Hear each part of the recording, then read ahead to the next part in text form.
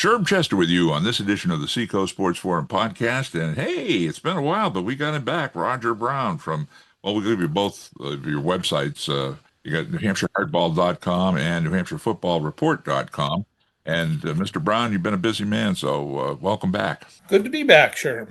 Good to be back. Finally got some warm weather. Not a lot of delays or cancellations of the schedule in schoolboy and schoolgirl sports this year so far. Um, so let's start with baseball. Let's focus on baseball. Um, as far as the schoolboy baseball, Division One, start there. Pinkerton, Trinity, they're going back and forth at the top of the slot. I know, I bleed blue, so the Exeter Bluehawks, they're in the middle of the pack, but they've had some recent success against Pinkerton. Matter of fact, I think I'll sneak in a few minutes of an interview I did with Bruce Joyce, the head coach of the Bluehawks. I'll sneak that in towards the end of the broadcast. What's your take on what's happening in the baseball in Division One? Well, it's definitely a year where pitching is dominating the hitting. Um, Trinity is one of the few teams that has above average offense, and there are a lot of teams, and by a lot I mean like 11 or 12, I would say, who have a pitcher capable of beating anybody. And I wouldn't, a lot of times the coaches always say the tournament's wide open when it's really not, or that's not hyperbole at all. There are kids like Concord. I saw Concord the other day. They have a kid who's a Division One pitcher. He's going to Winthrop, and Concord's going to finish, I don't know, maybe 12th or something. I won't be surprised at all if they win their first round game. You know, and my point is, when we see these first round matchups in Division One, I think there are going to be a lot of matchups where the lower seeded team has the better pitcher on the mound that day. So who knows who's going to advance to the quarterfinals? It could, we could have a lot of upsets. In the last few years, I know the coach, they give lip service to the everybody's got a chance, but really the last few years have been unusual in that there's been two or three teams, Pinkerton, Exeter last year, for example, and similar the year before, but not this year. I don't know that these teams can all win it, but particularly in the first round, it's going to be wide open. So, Yeah, that's exactly what Bruce Joyce, the head coach of the Bluehawks, said to me. It's that first game. It's a one and done, and you got to go in with your best pitcher, your best combo, and hope that everything best lineup, and then just hope that everything falls into place. I said to him, being in the middle of the pack this year and not knowing who they're going to get for a first round opponent, um, and then having the bullseye in the back, having been the champion last year, uh, do you think that affects how coaches, not just the Bluehawks, but the coaches in general, how they shake out their rotations, their lineups? The number one team gets a bye. So let's just say it's Trinity for the sake of an argument. Um, they play a lower seed team. So psychologically, does the coach from Trinity say, well, I got a little breather here, but there again, it's a one and done for them too. So does he throw his best starter, or does he, play with his lineup a little bit, or that's why I guess I'm asking. when it comes to the tournament, I don't think this is a year where anybody's going to be able to gamble. Like I'm one of the few who always, what's the word I'm looking for? I would be in favor in some situations, not all, but some, of saving my best pitcher for the second round if it looked like I was facing a real strong opponent, probably in that round if we both advanced, to give myself a chance. I'd Mhm. rather gamble in the first round with a lesser opponent, like let's say if it was like 8-9 or I don't know, 8-10, I guess, game, and then you had to play the number one seed. Well, I'd be in favor of sometimes holding back my ace for the next round, hoping I could advance. You open yourself up to criticism. But I don't think anybody's going to be able to afford to do that this year. And Exeter's a great example.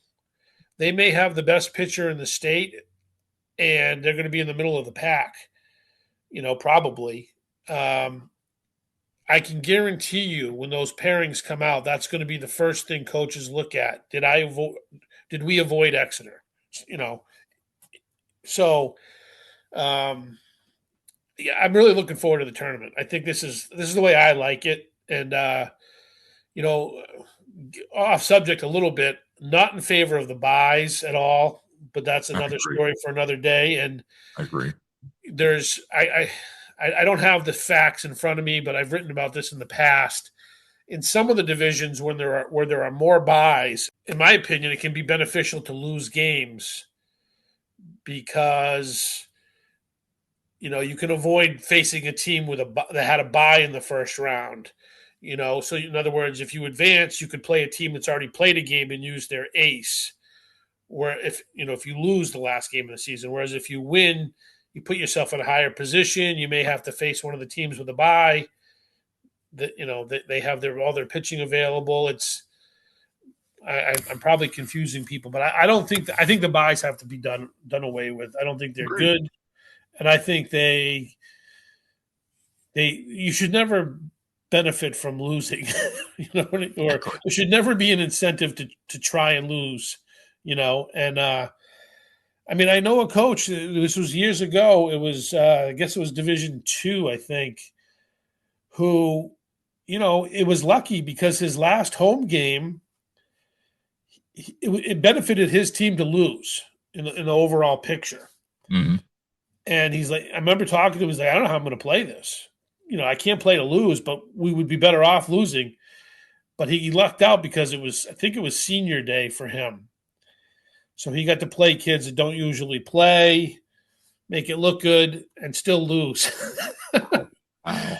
But that should never be the situation, No. Well, they're finding that in the pros in the NBA. I mean, this year a lot of the teams tanked, and Oh I yeah. guess next year they're going to try to do something with that lottery, which to me is if it's a lottery, let's make it a real lottery, not this you get 5 points and five ping pong balls or whatever. I mean, let's make it legit. And if they can sense the team is tanking, uh, there's a commissioner, you do something about it. You don't You just want let. a lot of people. Yeah, yeah. I mean, really, to me, is that you're right. No team should deliberately tank a game or a season just to pick up a draft pick in the pros or in high school, college, just to get a better buy. Well, yeah, and it's tough because the coach's job is to put his team in the best position to win. Right. And then because of the buys, there's creates these unique situations where you may be better off, finishing a little lower. And I'm not against buys in other sports. I just think baseball is unique because you're one team with this pitcher on the mound, and you're another team with your number two or whoever else. It'd be like football if you could only use your starting quarterback every other Right. game. I mean, and granted, I'm just going to use a regular season example. Exeter win a kind of is the rivalry, the Seacoast rivalry, and the Warriors lost to the Bluehawks in the championship last season up in Manchester. So they had a chip on their shoulder going into the regular season rivalry contest. Let's make that clear. So, they didn't have their stud pitcher, but their number two or three guy, I guess the number three guy, Reynoso, came in and pitched a great game. And I know Bruce Joyce of the Bluehawks gave this kid credit. The kid stepped up. I mean, they had a chip on their shoulder. They wanted to win that game to get a little revenge, even though I don't like using that word, but it was, and they did it. So, I guess the point I'm making is you don't have to always worry about that number two or three guy. They may step up their game that day. That day. Sure. Yeah. Yeah. You never know for sure. And I think this year the buy, Trinity's going to get the buy, and that might be what saves them and allows them to win it. I don't know that they could win 4 games with their pitching because their best pitcher is hurt and out for the year. But they might avoid an Exeter, let's say, in that first round. That is a huge hurdle for them. They don't have to face Ethan Battles. That is just, so you get the reward of not having to play a first round game, which is huge. You automatically advance, and then you get another benefit of having your best against their Hmm. not their best, so to speak. I just think it's too much of an advantage, Yeah, especially when there was one year I think where Pinkerton and Exeter had the same record and didn't play each other. exactly. And Yeah. one team got a bye and the other one didn't. That's just too much of an edge for a very thin margin between the two. Now, going into the tourney, and we still have some regular season games left, but do you have any names of some of the guys and they're going to be factors for Trinity and Pinkerton and all the rest of the division for that matter, other than we mentioned battles for the Bluehawks. Yeah, I mean, in terms of pitchers, there's a kid for Concord, Alex Tarrant, he's the kid I mentioned going to Winthrop. He'll be able to beat just about anybody. Bedford has a D1 kid and another kid behind him who are very good. James Gilbert is their number one. BG's got a kid, Ben Geiger. Um, Trinity's number one guy, Ollie Service, is hurt and won't pitch. But even like Londonderry has a couple of kids. Their number two, Colin Philcrantz, shut out Exeter a couple weeks ago. So there is pitchers. I'm telling you, when I say there's 10 or 11, there are at least that many that are easily capable. I don't even mean like it's a fluke.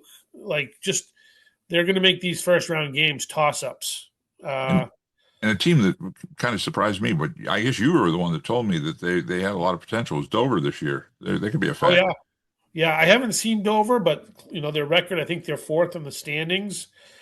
Um, and there are a lot of teams really surging right now. BG and Bedford being among them. They look like they were just going to be okay teams, but they've both won 9 or 10 in a row, I believe. Um, so this is, yeah, I'm really looking forward to the tournament. It's going to be, I don't like it when there's one or two teams and we just wait till they play each other. This is, you know, you don't really know who's going to advance to the quarters other than Trinity, obviously, but it's going to be a fun first round. Now, what about the other divisions? I know St. Thomas has been a factor in previous seasons. What about this season? How about them? Yeah, they're not, I wouldn't say they're a favorite. They're good, and they're certainly capable of beating, some of the best teams. But really, the best team overall this year in Division Two has been Hollis Brookline. A lot of people thought Hanover would be number one, but they've taken on a couple of losses. I think they have three now, but one of them they played Bedford. They played a Division One opponent. Um, so I think those are two of the teams to look for. Maybe the two favorites, along with I know Kingswood has two very good pitchers. So St. Thomas, I would say, is in the next tier. But they're capable. Like I said, they're capable of beating anybody on any given day. I just don't know if they can string four together. I don't know how deep their pitching staff is. Um, the other team, somewhat, Winnicott's very good back in Division One. They'll be in the mix with Exeter in the middle of the pack there. But again, they have pitching and um, can get it done against pretty much any opponent too, I think. But Newmarket has been the other team in the area. They're undefeated in Division Four, and I don't know. I think it's 6 out of 7. They've made it to the championship game, something like that, and it looks like they'll be the clear favorite again this year. Yeah, that's quite a season for the Mules, Newmarket Mules. Yeah, there They've you got a go. great baseball program. They're year in and year out. They're right there. And Epping is doing fairly well too. They're in the middle of the pack, but they've done well too. Yeah, won it last year. So um, We get some good baseball still to come. Again, the season still has a few games left, and senior nights and things like that could have a factor. Some coaches, as you and I have discussed previously, like to play their seniors for senior night, maybe just an inning or two, and then put the regular starters in. That could have a factor too in a contest. I mean, that's a coaching decision. I mean, you got to do it morally. You got to do it. You got to let the senior have a shot.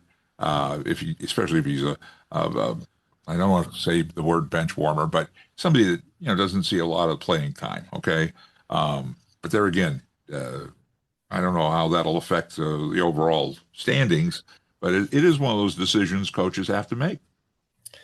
Yes, and it's a tough one because you want to play your seniors and maybe you'll do well with them, not to say you won't.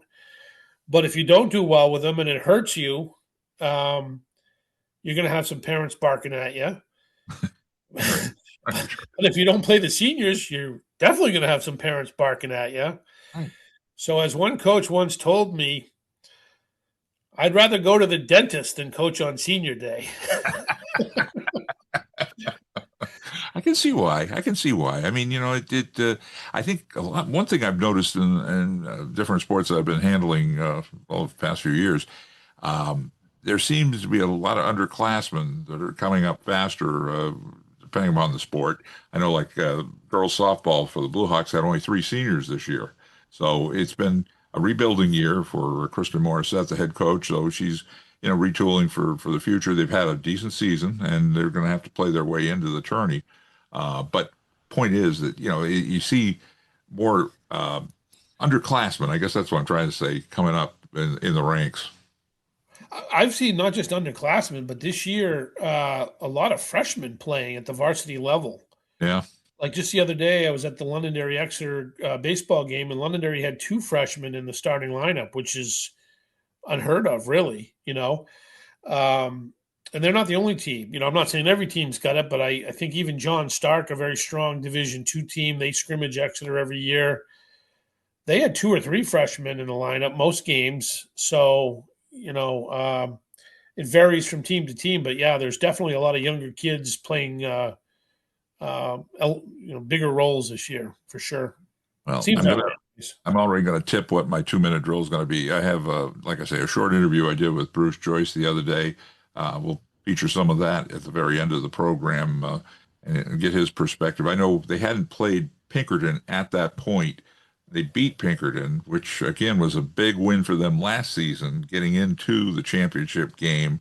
Um, I think during our interview I mentioned that, and I said, going into that regular season game this year, who has the chip on their shoulder? I mean, Pinkerton, obviously, and somehow the Blue pulled that one off.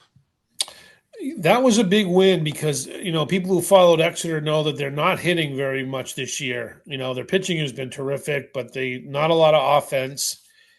And they did score a lot against Pinkerton's best pitcher that day, or one of their best pitchers. They always have several.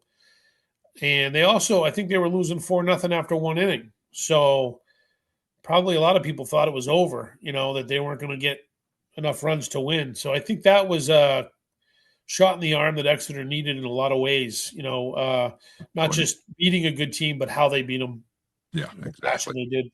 I was going to say Pinkerton. It doesn't matter what sport. I mean, they're always a factor in the playoffs, whether it's the football, or lacrosse. I mean, lacrosse, Pinkerton pulled off a big upset, beating Bishop Girton in boys lacrosse, which what was it, 86 games in a row. The Bishop Girton in-state games hadn't been beaten, and Pinkerton pulled it off. So now going into the playoffs for lacrosse, boys lacrosse, it's going to be a barn burner there. Yeah, I think the last time BG lost prior to that was right here at Exeter. They lost to Pinkerton in a championship game. Yeah, yeah. Because I remember Coach O'Reilly was very outspoken about the topic of recruiting that day.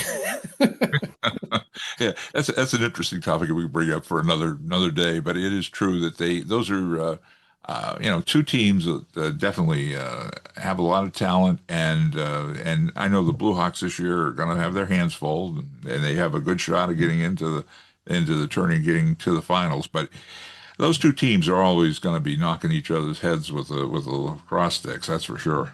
Yeah, no doubt. Yep. I think we'll have to do a wrap on the when the playoffs begin. We'll have to pairings that come out. Again, we still have some games to play. Uh, what I want to shift to NewHampshireFootballReport.com and any news from the football world. Let's start off with anything on the statewide, any changes in coaching or anything that's happening with any teams in schoolboy football. Yeah, we had a lot of high school coaching turnover this year. Some of the prominent ones would be, of course, Bedford replaced their coach with Tom Babayan, who had been at Pinkerton and was a very successful coach at Pelham prior to that. So Bedford will have a new coach. Concord just hired a new coach this week, a couple nights ago. Um, Hmm. they're among the new Division One coaches. Goffstown has a new coach, Kevin McGinty, who used to be at John Stark. John Trisciani, who was he quit Pelham there late in the season a couple of years ago. He's back into coaching. So there's a lot of. I'm going to say there's going to be 10 new coaches next year at the high school level, and the Prospect Mountain has a team for the first year, and there's a bunch of co-ops. So it's going to be quite a different look. Unfortunately, they stuck with 21 teams in Division One, so it's still kind of messy there. I don't know what it takes to just move one down, and a lot of the problems are solved. And they whatever. I won't go down that road, but so the format and all that, playoff format and all that is the same, but we're still at home sites, no UNH. As far as the playoffs and the finals, yeah. Yeah. And the Division One coaches clearly want that. They want to play at a nice facility, and not that the high school, even the home sites are fine. They're great facilities, but you just want something special, something different. And like they do in Massachusetts, have their Super Bowls usually at Foxborough, and get it all done in a day or two or whatever over a weekend, that type of thing. So yeah, it'd be kind of cool to do that again. I'm looking forward to it. Playing on one day, I think it makes for a more festive atmosphere. And I went to some championship games the last few years, and you wouldn't know that they were championship games. The venue was just a home site, Yeah. and the crowd was, hey, this is a big game, but Let's talk UNH. You brought it up. Any news from UNH as far as the football team's concerned?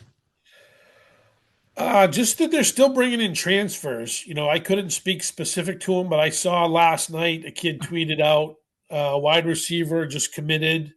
So they're still adding to their roster. Um, you know, uh, just a lot of new faces over there. Went to the spring game, and every coach is different. Um, and there's just a lot of unknown going into the season. I think a lot of people are expecting a down year, maybe just because of the number of kids who left.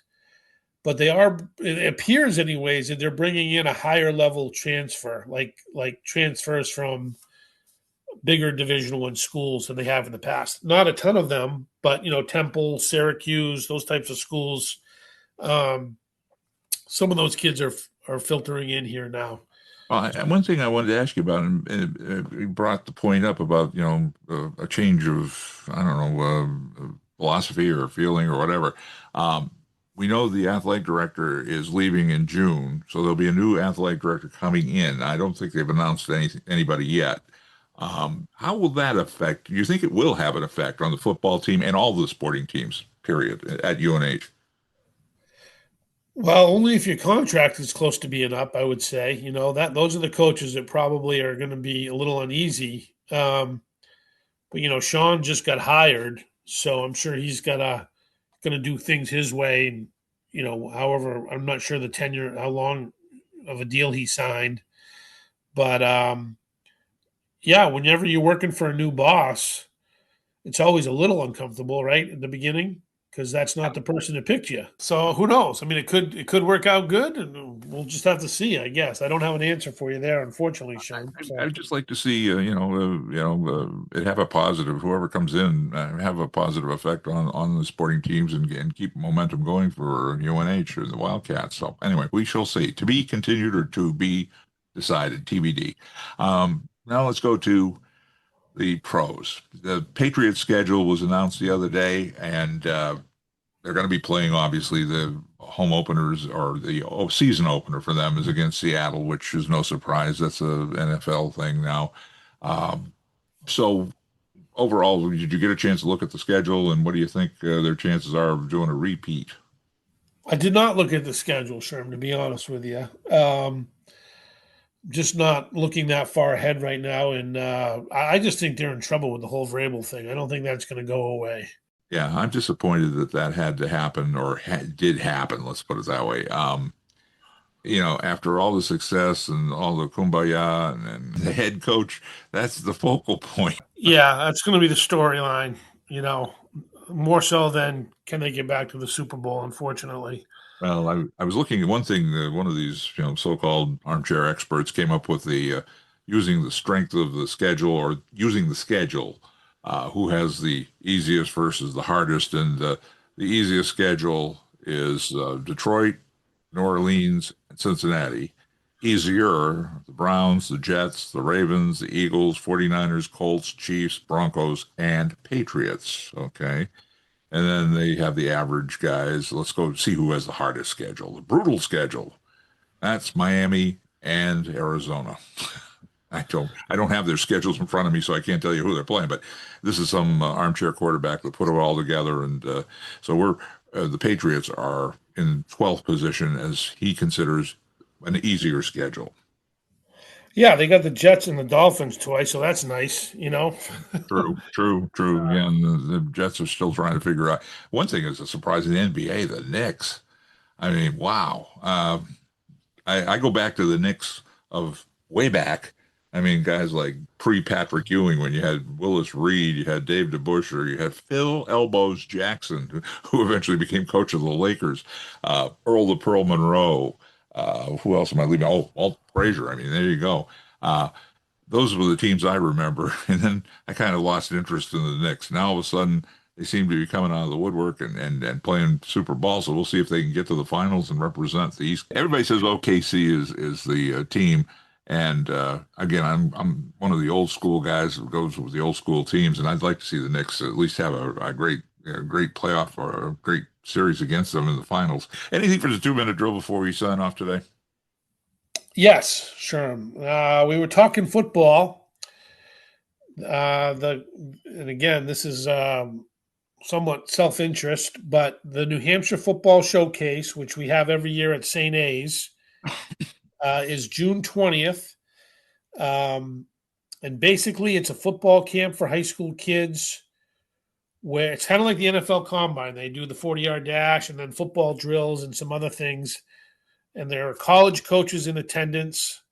You can talk to the colleges, see if they're interested in you. It's to create opportunities in college for local kids.